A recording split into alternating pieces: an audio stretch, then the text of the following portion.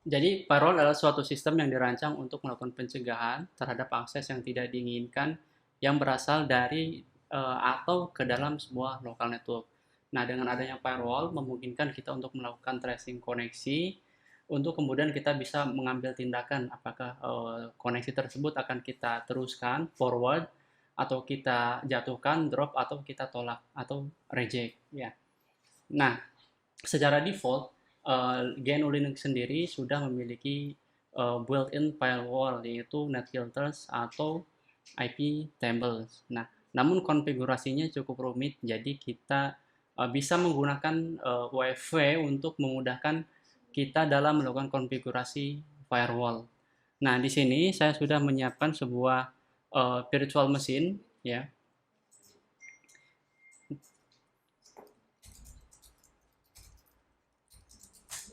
Nah, virtual machine yang saya jalankan ini sudah terinstall menggunakan sistem operasi Ubuntu versi 20.04 LTS.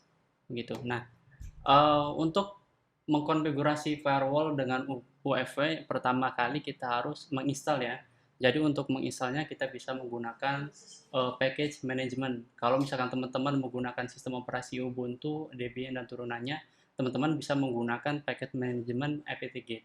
Nah, untuk menginstalnya kita cukup menginstalkan sudo apt-get install UEFI, kemudian tekan enter dan masukkan password root. Ya. Nah, di sini saya sudah menginstal sebelumnya. Nah, kalau misalkan sudah kita install, yang pertama kita cek dulu nih status dari UEFI ini, apakah service UEFI ini sudah berjalan atau belum. Untuk perintahnya adalah sudo UEFI status. Nah, bisa teman-teman lihat di sini statusnya masih inaktif ya. Inaktif ini berarti servisnya masih belum berjalan. Uh, atau kita bisa cek dengan status sudo UEFI status verbose. Nah, begini. Nah, kalau misalkan sudah kita install dan ternyata UEFI-nya masih inaktif, langkah yang kedua adalah kita harus melakukan basic configuration. Jadi pastikan si UEFI ini tidak menjadi senjata makan tuan ya. Karena kan tujuan daripada firewall ini adalah untuk uh, melakukan blocking akses yang tidak diizinkan. Jangan sampai koneksi yang kita bangun juga ternyata terblokir. Ini dikarenakan Linux server yang dikelola oleh seorang sistem administrator biasanya adalah Linux server yang diinstal di cloud ataupun di VPS. Nah, basic configuration yang pertama adalah kita melakukan block incoming dan juga allow outgoing packet. Jadi paket yang masuk ke dalam server kita blok, tapi paket yang keluar kita allow. Untuk perintahnya adalah seperti ini, sudo UEFI default deny incoming, enter. Nah, di sini ada message default incoming policy change to deny. Nah, di sini juga kita diperingatkan untuk melakukan update rule ya. Nah, setelah itu kita allow ya, allow outgoing. Oke. Nah, setelah melakukan basic configuration yaitu uh, meng-allow outgoing dan juga mendeny incoming packet, kita allow juga service yang dibutuhkan ya.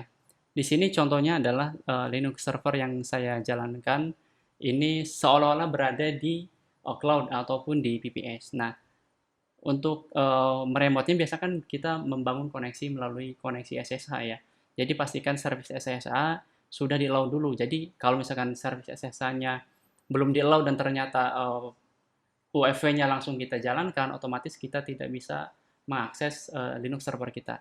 Untuk meng-allow service tertentu, contohnya SSH dan juga misalkan service yang lain, misalkan web server, perintahnya kita bisa gunakan sudo UEFI allow SSH misalnya seperti ini.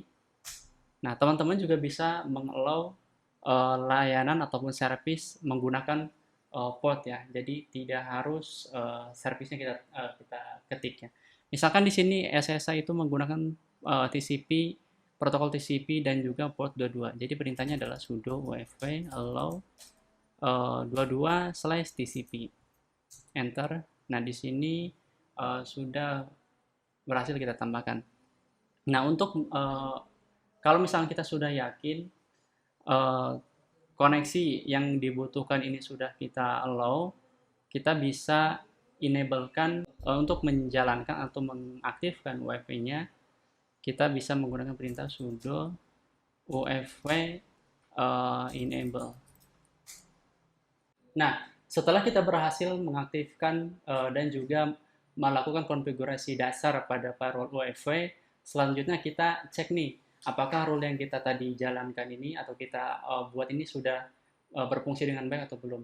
Nah, pertama kita cek dulu statusnya dengan perintah sudo UEFW status verbose ya. Nah, di sini bisa teman-teman lihat bahwa protokol TCP dan port 22 ini untuk layanan SSH ini sudah di allow. Nah, actionnya allow in dan probnya anywhere. Jadi dari semua alamat IP ini bisa mengakses ke layanan SSH ya. Nah, di server ini saya juga sudah menginstal beberapa service selain SSH. Teman-teman bisa cek di sini. Kita bisa cek di sini.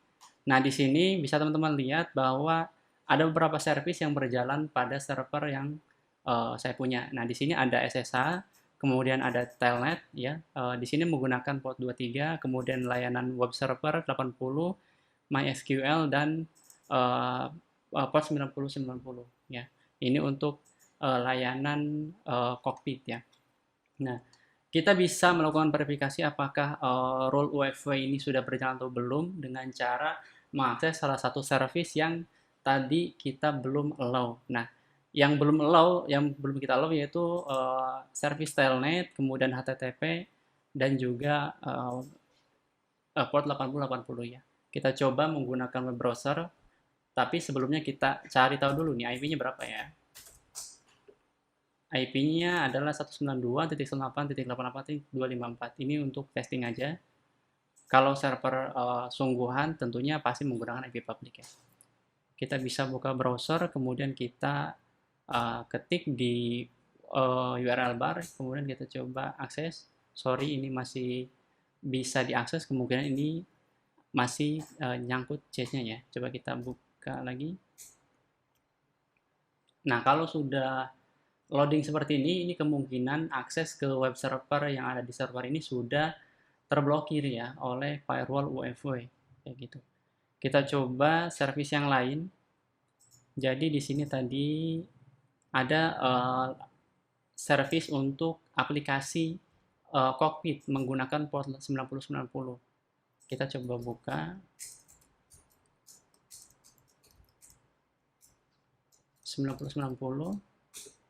Nah, bisa teman-teman lihat di sini untuk aplikasi cockpit juga belum bisa terbuka ya. Ini dikarenakan terblokir oleh firewall. Nah, coba kita allow kedua service ini untuk memverifikasi uh, betul atau enggak sih gitu kan si firewall web ini bisa bekerja dengan baik.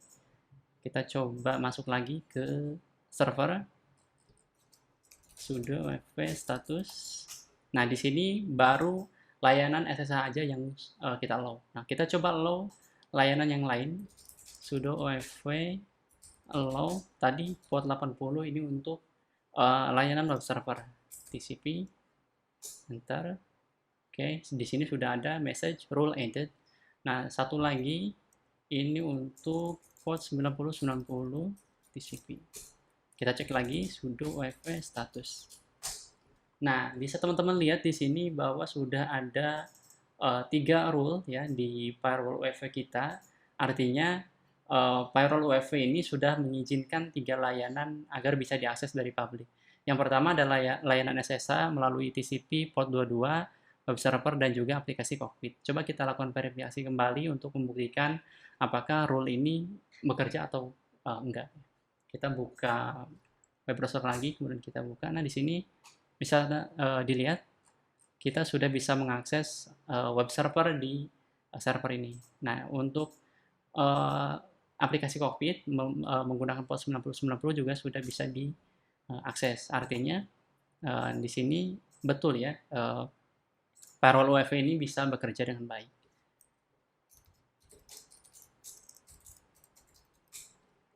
Kalau teman-teman lihat di sini ada ada 5 service yang berjalan di server. Nah, yang sudah kita allow yaitu port 22 untuk LAN SSH, Telnet, dan juga HTTP ya, web server dan 9090.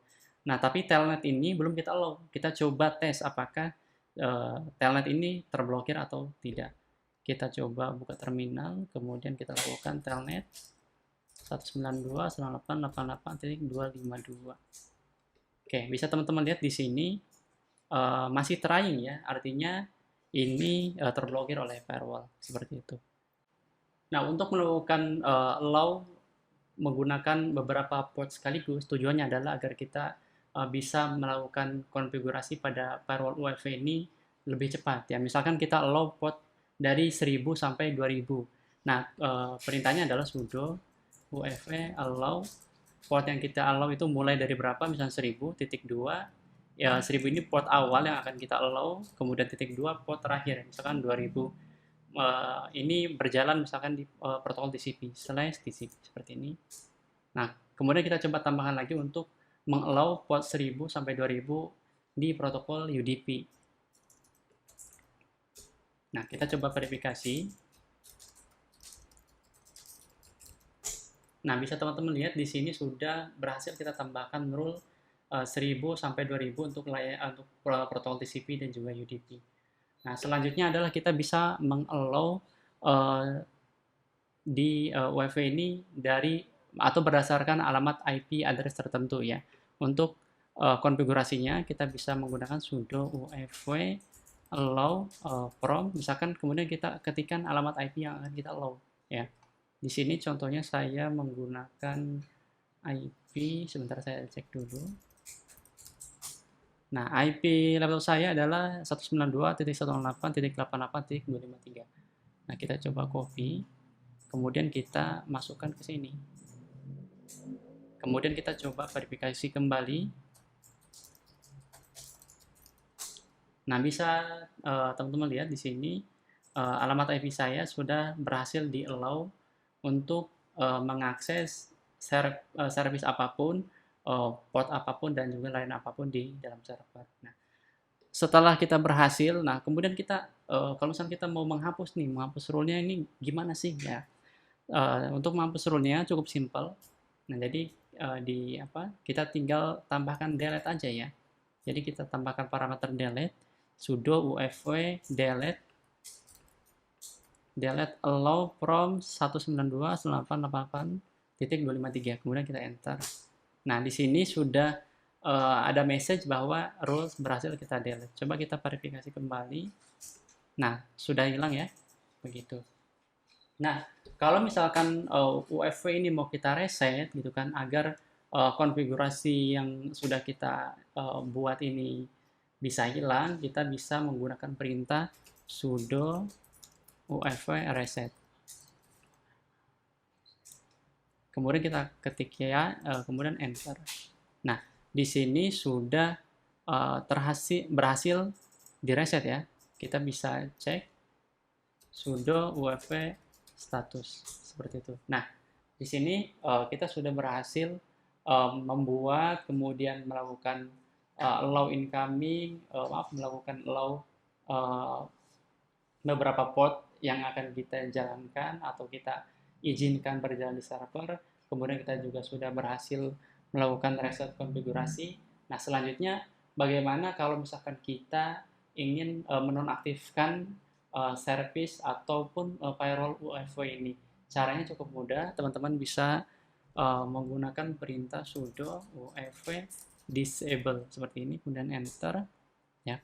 Nah, firewall stop and disable on system startup. Kemudian kita coba verifikasi. Nah, status firewallnya sudah inaktif seperti itu ya.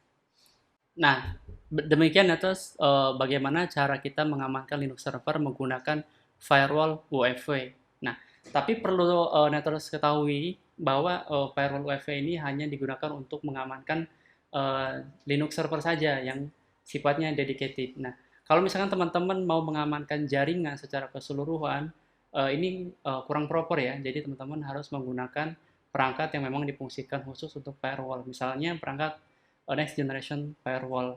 Itu merupakan solusi terbaik untuk mengamankan jaringan teman-teman. Begitu. Untuk keperluan tersebut bisa dikonsultasikan ke NetData melalui website www.nds.id. Nah, demikian tutorial kali ini. Nantikan tutorial berikutnya. Stay tune.